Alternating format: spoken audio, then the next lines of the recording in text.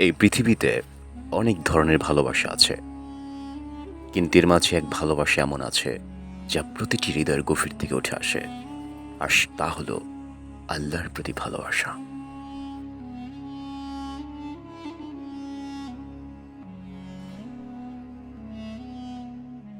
এটি কেবল অনুভব করা যায়, শব্দে বোঝানো যায় না। আল্লাহ আমাদের সৃষ্টি করেছেন, রিজিক দিয়েছেন, ক্ষমা করেছেন, বারবার সুযোগ দিয়েছেন। তিনি আমাদের চেয়ে আমাদের বেশি ভালোবাসেন। রাসূল সাল্লাল্লাহু আলাইহি ওয়াসাল্লাম বলেছেন, আল্লাহ তার বান্দার প্রতি ৭০ জন মায়ের চেয়েও বেশি দয়ালু। তাকে ভালোবাসা মানে হল অন্তরকে পবিত্র রাখা, তার পথ অনুসরণ করা। আল্লাহকে ভালোবাসা মানে তার আদেশ মেনে চলা। প্রেম মানেই তো নিজেকে কারো কাছে সঁপে দেওয়া। যে ব্যক্তি আল্লাহকে ভালোবাসে সে নামাজে আরাম পায়, সে হারাম থেকে নিজেকে রক্ষা করে, সে মানুষের প্রতি দয়ালু হয়, কারণ সে জানে আল্লাহ তাকে দেখছেন।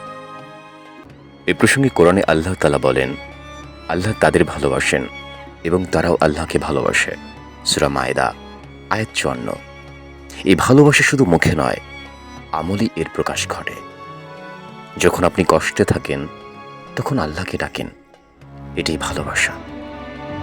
যখন কেউ আপনাকে কষ্ট দেয় আর আপনি ক্ষমা করে দেন, এটাই ভালোবাসা। যখন কেউ না দেখে আপনি সেজদায় যান, এটি প্রকৃত ভালোবাসা। যে হৃদয়ে আল্লাহর ভালোবাসা থাকে সে হৃদয়ে হিংসা থাকে না, অহংকার থাকে না, থাকে শুধু শান্তি আর শান্তি। আল্লাহর প্রেমই একমাত্র প্রেম যে কখনো হৃদয় ভাঙে না। তাই বন্ধুরা, চলুন আমরা আল্লাহকে ভালোবাসি, তার জন্য নিজেদের বদলাই, তার পথেই জীবন গড়ি।